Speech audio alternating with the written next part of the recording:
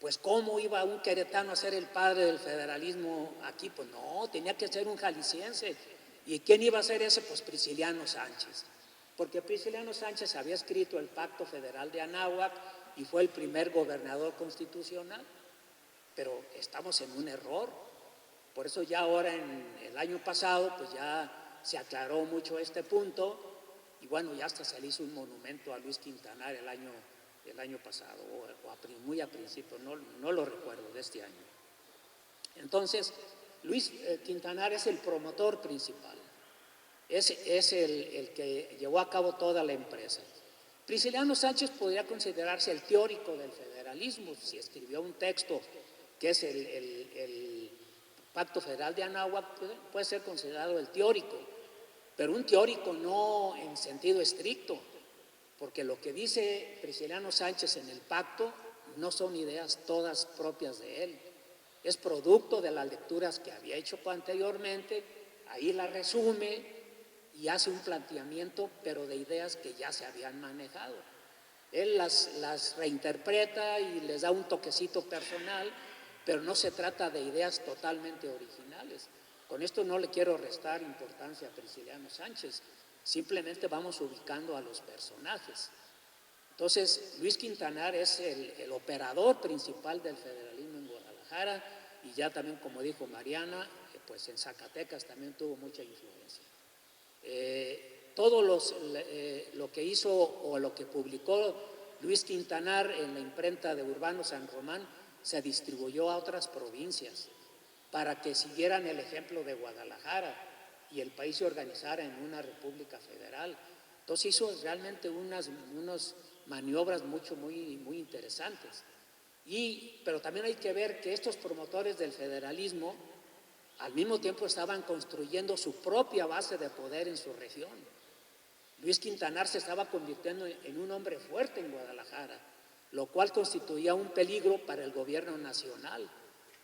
Por eso en 1824 vino una expedición militar que se lo llevó preso a Acapulco y allá duró encerrado en la cárcel durante varios meses. ¿Por qué se lo llevaron? Pues porque era un hombre muy peligroso. Entonces, ¿cómo en un país que se estaba integrando en una república iba a formarse con muchas capitales provinciales fuertes, con una redistribución del poder? Pues esto era muy peligroso. Luis Quintanar llegó a ser un hombre de mucho peligro para el gobierno nacional. Por eso fue sacado de Guadalajara junto con Anastasio Bustamante, que era el comandante militar de aquí. Se les acusó de ser iturbidistas, pero esto no tuvo fundamento. Eran federalistas, pero cada uno con una idea de lo que era una república. Como se explica en el libro que vamos a presentar y que les vamos a regalar a ustedes al final de la presentación.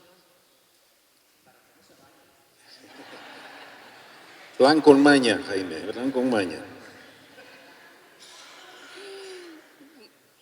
Bien, ahora queremos escuchar sus puntos de vista acerca de por qué estas provincias que ustedes han estudiado exigieron la adopción de una república federal. ¿Qué buscaban con esto? El documento que se firmó hace 200 años, el Acta Constitutiva de la Federación Mexicana, dice en su artículo 3 que la soberanía de la nación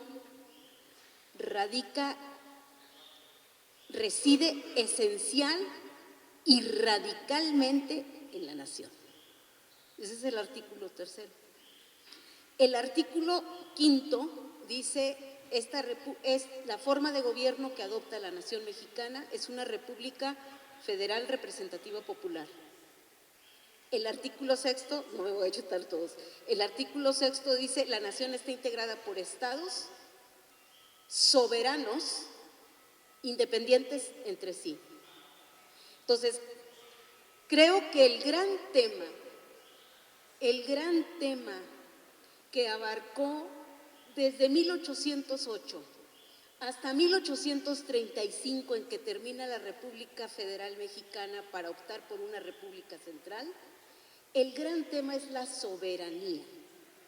Mientras que la Constitución de Cádiz reconocía una soberanía, la soberanía reside en la nación, y mientras que el Acta Constitutiva Mexicana en su tercer artículo reconoce lo mismo, el hecho de que las entidades asumieran la soberanía respecto a la administración de sus asuntos internos marca una gran discontinuidad respecto a Cádiz. Allá es la soberanía nacional y acá entonces, ¿qué soberanía es? Pues esa es la pregunta. Por eso se habla de confederalismo. La soberanía es compartida. Es compartida entre una soberanía nacional que esté atenta, que vigile la defensa del territorio, la integridad del territorio, y unas soberanías multiplicadas en las distintas provincias. Ese fue el gran tema. Eso fue lo que caracterizó a la primera República Federal en México, estos primeros 11 años. Pero además, al interior de cada uno de los estados, ¿quién era el soberano? ¿El gobernador? Aquí la pregunta es interesante. ¿Fue Prisciliano? ¿Fue Francisco García Salinas el que representaba la soberanía? No. Quienes representaban la soberanía eran las legislaturas. Fue el Congreso de las entidades federales. Entonces tenemos un desequilibrio muy importante de poderes al punto de que en 1834 Lucas Alamán, en su examen crítico sobre la administración de Bustamante, dice: tenemos que acabar con estos congresitos, porque los congresitos están acabando con la idea de nación. Entonces yo quiero dejar ahí la reflexión en que el tema rector de estos años fue el que caracterizó finalmente la originalidad de la República Mexicana, a diferencia de la República Norteamericana, de otras repúblicas como Colombia. La mexicana se caracterizó por la doble soberanía nacional y estatal. Sí, no voy a repetir lo que ha dicho Mariana porque lo ha dicho de forma excelente. Efectivamente, lo que caracteriza ese periodo es la soberanía compartida. Y no solo eso, si bien el acta constitutiva dice que los estados son libres, soberanos e independientes en su régimen interior, no se van a conformar con eso, van a regatear también las pocas facultades que se le deja al gobierno nacional, que era en materia de comercio y en relaciones internacionales.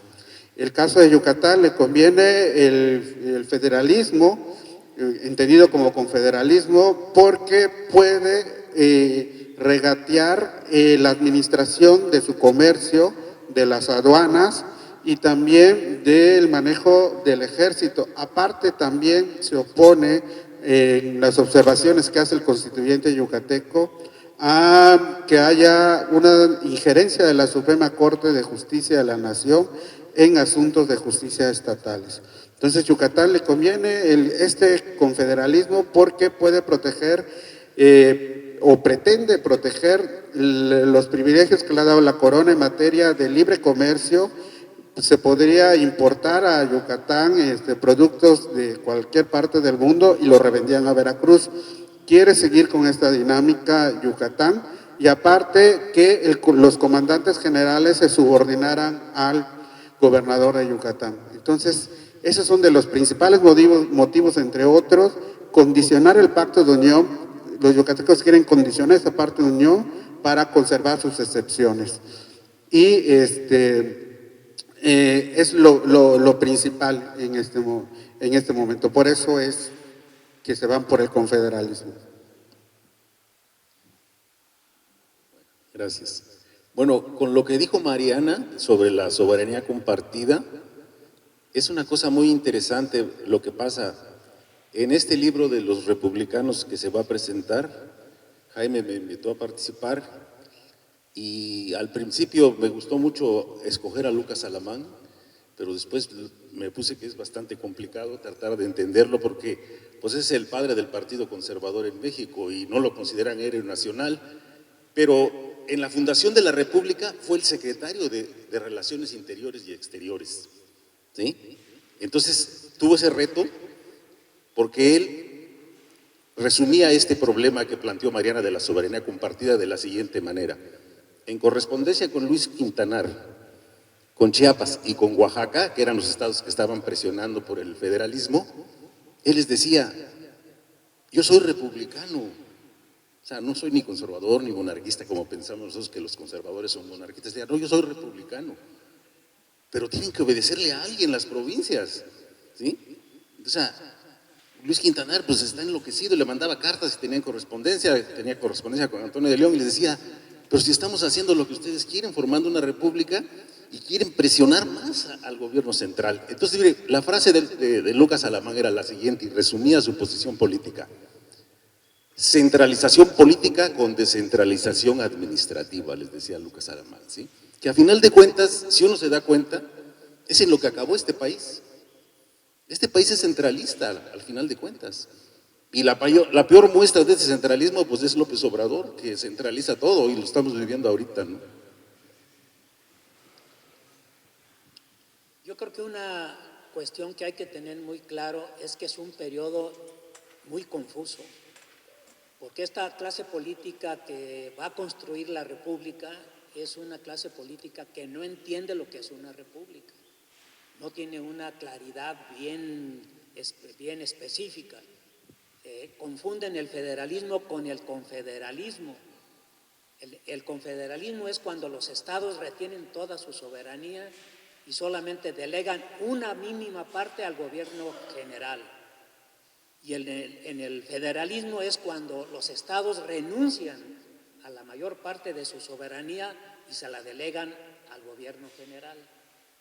Entonces hay una confusión, incluso en el discurso político se usan como sinónimos.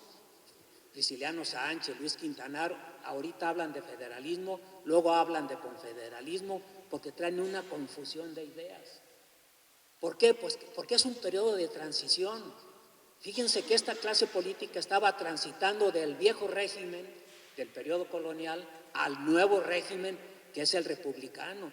Y ese tránsito, ni ellos tenían claro todo este asunto. Entonces, por eso traen una revuelta de todo su pensamiento, ¿no? Pero ¿por qué piden la República Federal las provincias? Porque con el régimen federal van a conservar su soberanía. Si piden la República Central, van a renunciar a su soberanía. Y entonces las provincias quieren retener su poder, su soberanía, para administrarse interiormente, controlar sus impuestos, que es una cosa muy importante, y tomar las decisiones propias. Entonces, fíjense, por un lado el gobierno central están tratando de convertirse en un gobierno con reconocimiento nacional y las provincias les niegan ese reconocimiento y estas provincias que se convierten en estados, que son, ya hemos dicho, Guadalajara, Oaxaca, Zacatecas y Yucatán, se encierran en sí mismas y están tratando de conservar su soberanía. Por eso el lazo federal no se construye, porque las provincias se comportan con cierto egoísmo. No delegan nada a la federación para que nazca una federación fuerte. Lo que quieren es que los estados sean fuertes más que el poder central. Y entonces estas posiciones, por eso el federalismo se ve de una manera en el centro y desde las provincias el federalismo se ve de otra manera. Entonces hay muchas interpretaciones, como lo van a poder constatar en el libro que van a recibir al rato, para que no se vayan. No nos abandonen. No se vayan a perder el libro, porque ahí hay muchas respuestas, como pueden ver. La siguiente pregunta es, ¿cuáles son las características principales del acta constitucional y qué tipo de república se creó en 1824. Yo creo que la pregunta resume las reflexiones de esta última ronda que ya se expuso. ¿Qué tipo de pacto?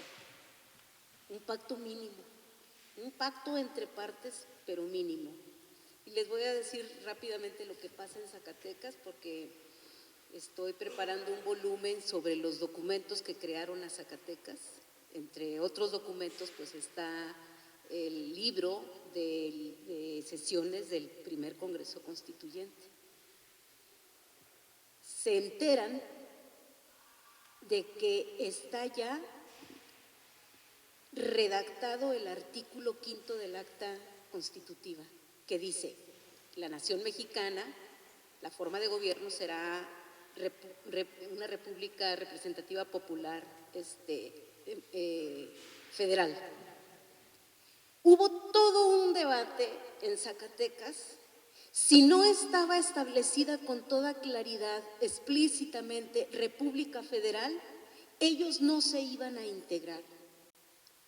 Incluso la importancia del juramento, porque ustedes recuerden que el juramento, jurar la Constitución, y antes se juraba al rey, era un acto de interiorización del nuevo marco jurídico, y jurar públicamente, teniendo por testigo a Dios, no era una cosa menor.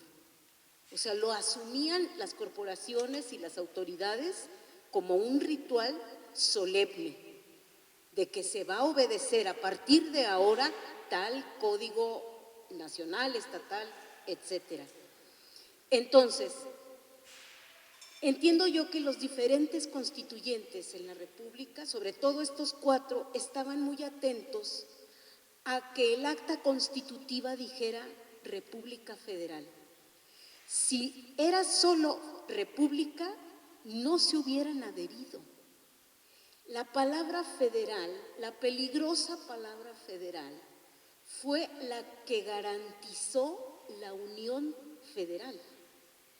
Si no estas, nosotros los historiadores no pensamos, ¿y qué hubiera pasado si? No, o sea, los hubieras no existen. Simplemente lo que yo veo en las actas del Congreso Constituyente es una vigilancia total. Si no estaba la palabra federal, ellos no se hubieran adherido.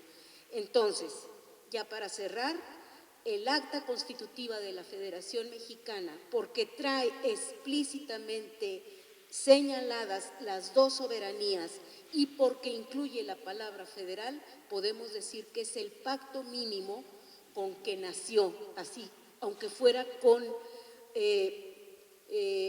alfileres puestos, aunque fuera una república débil, aunque no supieran lo que era república. Creo que en este tiempo es un tiempo precioso que podemos imaginar como un laboratorio político, a ver cómo sale este experimento. Y este experimento tuvo grandes crisis, tuvo grandes aciertos, pero me parece que, como dice el profesor Marcello Carmagnani, la República Federal en México hace 200 años fue original, fue viable, tan lo fue así que tenemos 200 años de esta forma de gobierno. Sí, es lo bueno de ir después de Mariana, porque ya me allana el camino. Efectivamente, cuando se da el pronunciamiento por la República Federal, en estas 4 entidades, Jalisco, Oaxaca, Zacatecas y Yucatán, pues había que crear un documento para que estuvieran tranquilas estas provincias, y ese es el acta constitutiva de la Federación Mexicana. Y yo lo he dicho en otra ocasión, el gobierno general le interesaba más controlar a Jalisco y a Zacatecas para evitar que el país se fragmentara. Jalisco y Zacatecas son estados ricos y políticamente muy fuertes. La Nueva Galicia tenía audiencia, entonces era peligroso no conciliar con estas provincias. Yucatán estaba aislado, pues no aislado, pero estaba más lejos, pero no tenía el peso político que tenían estas estas provincias. Pero en Yucatán, obviamente, estas tendencias unitarias que ya nos ha dicho Mariana de la soberanía y que empiezan a ser leyes generales e iguales para todos los estados, no caen bien en Yucatán porque afectan su comercio que lo manejaban de manera autónoma, y como ya mencioné, y se retarda la publicación del acta constitutiva. Solamente breve voy a decir que finalmente se publica tal y como está porque el Ayuntamiento de Campeche estalla en protesta con las autoridades militares del puerto y estuvo a punto de una guerra civil Yucatán, y esto motiva que se publique el acta constitutiva tal y como está. Sin embargo, en Yucatán, en su constitución de 1825, la que ya es posterior a la constitución de 1824, se crea un artículo donde se dice que el Estado de Yucatán, su Congreso, que es el que donde reside la soberanía, podía suspender las leyes generales, las disposiciones nacionales, y pedir al Congreso de la Unión Mexicana, que se revisaran porque afectaban los derechos del Estado. Entonces, se reserva eso en Yucatán, que es una ley anticonstitucional, era anticonstitucional ese artículo, pero tampoco hay un poder judicial de la Federación fuerte en este momento. Bueno, yo creo que el año de 1823, donde se cumplieron 200 años el año pasado, es un año clave para entender todo este proceso que pasa, porque había 3 lugares importantes. Uno que era representado por Jalisco, Guadalajara, que era toda la parte centro-norte del país. Por otro lado era Oaxaca y por otro lado era Yucatán, ¿sí? Sin embargo, yo creo que el problema con Jalisco es que representaba regionalmente muchos intereses que unían con Zacatecas.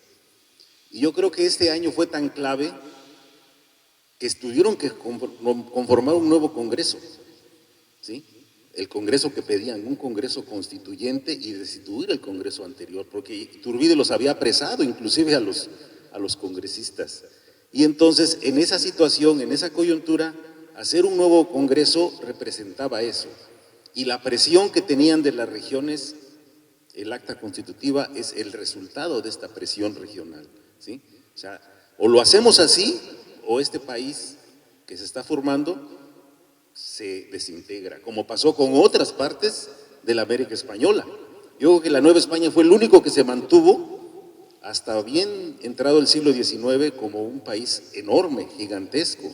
Si nosotros vemos la parte que nos quitó Estados Unidos, ahorita seríamos un país, no sé, yo creo que imposible de gobernar con esta geografía que tenía cuando se hizo esta acta constitutiva, ¿no?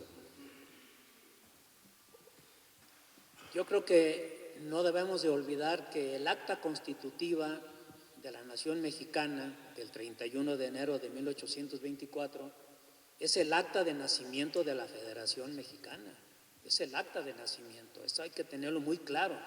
Por eso es muy importante esta fecha, este día debió haberse festejado en todo el país, ¿verdad? Y el resultado, o sea, ¿qué república crea esta acta constitutiva? ¿Qué tipo de república? No es una república fuerte, es una república endeble, es una república frágil, es una república que nadie la entiende muy bien porque no hay un conocimiento amplio sobre la división de poderes, sobre la representación, sobre cómo funciona una república. Nadie lo entendía con claridad. Cada uno tenía una idea de república. Entonces, esta acta de nacimiento es previa a la Constitución de 1824, que otra vez refunda la nación en una república federal. Entonces, el nombre oficial que adquiere este país es Estados Unidos Mexicanos. Fíjense bien, Estados Unidos Mexicanos. Pero esa acta que funda los estados no son estados reales. Como una provincia se convierte en un estado en un momentito en que firman el acta. Quiere decir que entonces ya las provincias ya adquieren la madurez necesaria. Pues no. Después de esta acta los estados siguen comportándose como provincias, como se habían comportado en la época colonial. Entonces es una creación ficticia, imaginaria. Más bien la república se imagina porque no es una república real. Entonces no son estados, no están unidos porque cada estado está cuidando sus propias fronteras y cuida su propio espacio. Y no son mexicanos porque no hay una nacionalidad. Entonces fíjense, esa es la república que se crea. Estados Unidos mexicanos, pues sí, de membrete, pero en la realidad esto no existe. Además, esta república no tiene ciudadanos, porque ¿quién habita una república? Los ciudadanos. La gente que había entonces habían sido meses antes vasallos del rey de España. Entonces no eran ciudadanos reales, todo es imaginario. Los ciudadanos son imaginarios, la república es imaginaria, porque además se construye un discurso político utópico, en donde la república se proyecta como el modelo de gobierno que va a hacer felices a los mexicanos. Esa utopía pronto se desbarata. En 1824, la imagen que se formó de la república desilusionó a todos. Por eso ya en el 24 ya estaban pensando que el mejor modelo era la República Central, porque la República Central tenía más semejanza con el periodo monárquico. Y entonces viene esta desilusión que llevó 10 años y para 1834 los mexicanos se convencieron de que la República Federal no daba resultado y no iba de acuerdo a las costumbres de los mexicanos. Entonces hay que cambiar República Federal por República Central. Y el país se ve luego envuelto en una serie de ensayos políticos de República Federal, República Central, dictaduras, monarquía otra vez, hasta que finalmente en la segunda mitad del 19 se define, ya con Benito Juárez, que el destino de México es la República Federal. Pero después de una serie de ensayos, porque el nacimiento de la Federación Mexicana careció de fundamentos y careció también de bases sólidas y todo fue efímero. Esos son los inicios del republicanismo en México, que hay que tenerlos muy presentes pues para entendernos cómo somos de republicanos ahora, ¿verdad?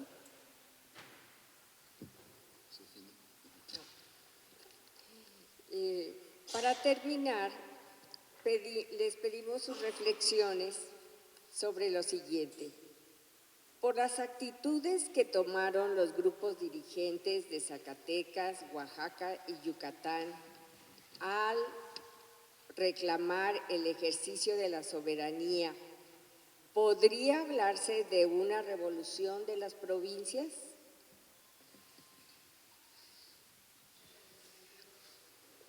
Qué pregunta tan complicada.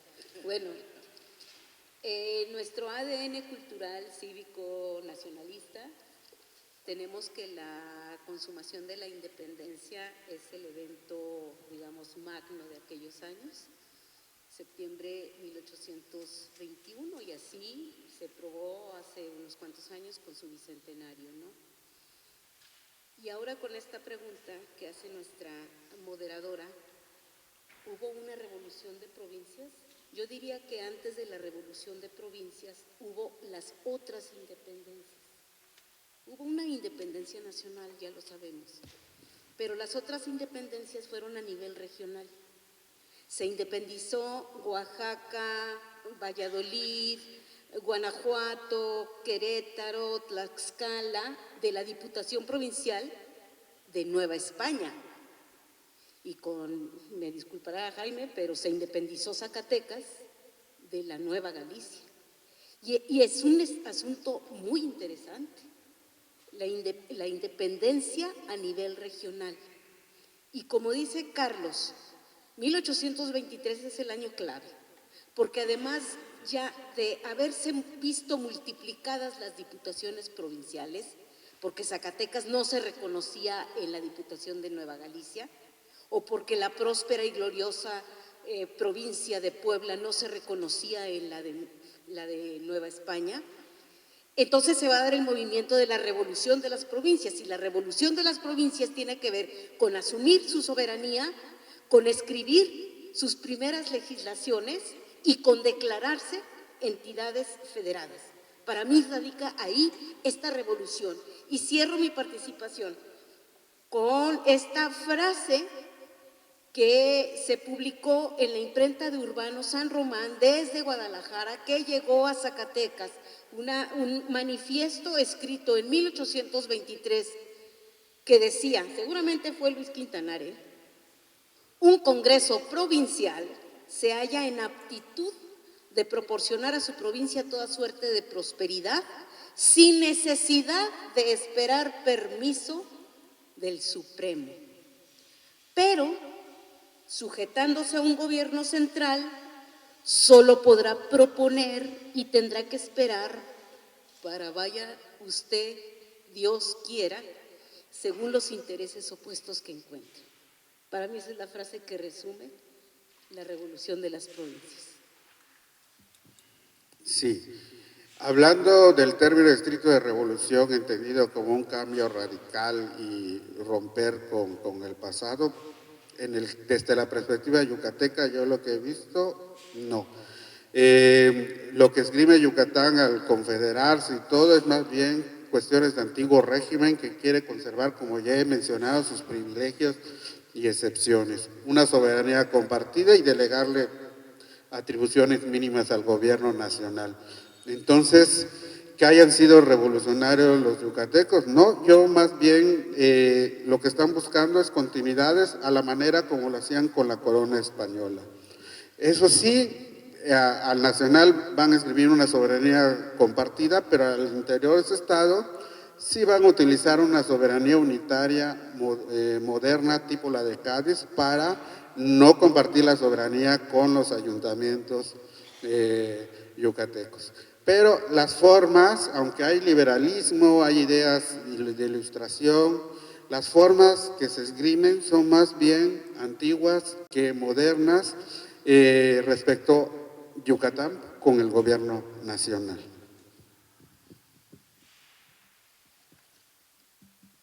Bueno, yo creo que de estos 4 estados de los que estamos aquí presentes, una de las características principales para hablar de la revolución en las provincias es que ellos conformaron congresos antes del acta constitutiva, ¿sí? O sea, hicieron congresos locales, y las demás provincias, cuando se unieron a la federación, eran provincias todavía, intendencias, y Zacatecas, Yucatán, Jalisco y Oaxaca ya eran estados antes del acta constitutiva.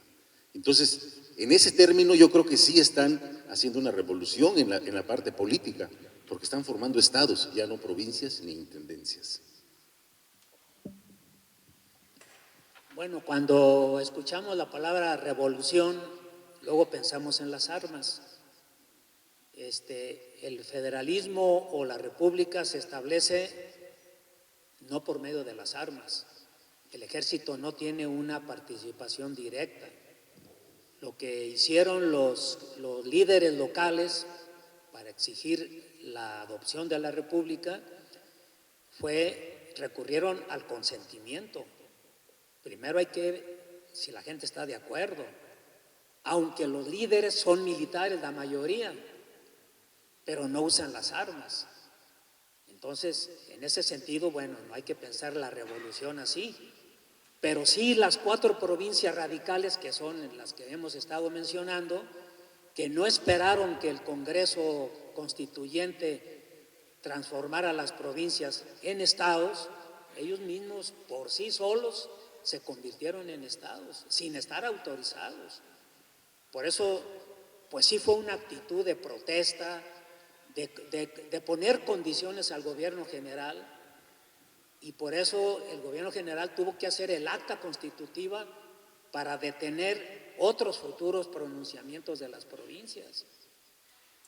Por eso el acta constitutiva detuvo a las demás provincias. Espérense, aquí están ya formada la federación y vamos a esperar la redacción de la Constitución de 1824, la de 4 de octubre.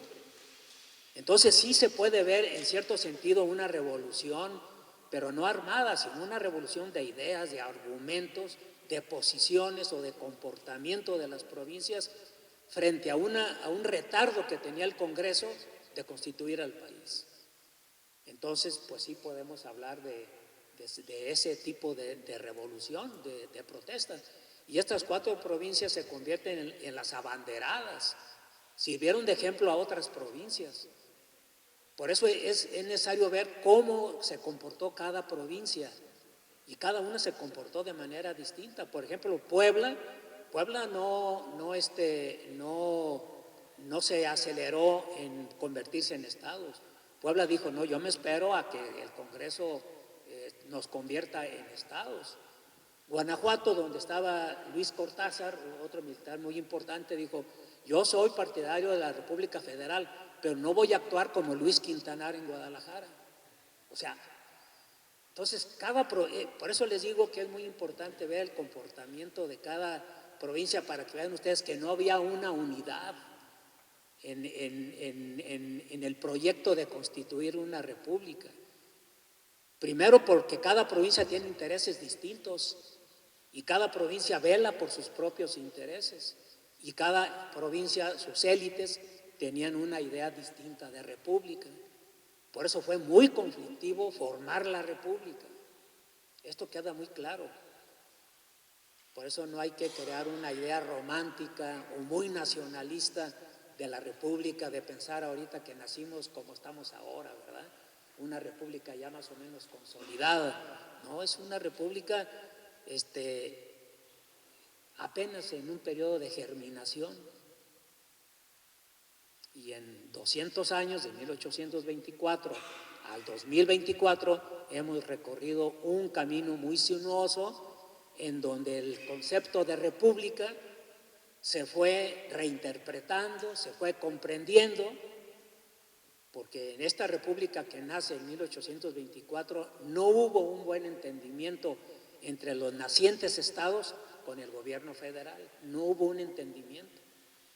Por eso fracasa la República Federal, porque no había ese entendimiento. Pues porque que como país independiente. Y entonces, cuando llegaron estos republicanos, pues no sabían para dónde jalar claramente, ¿verdad?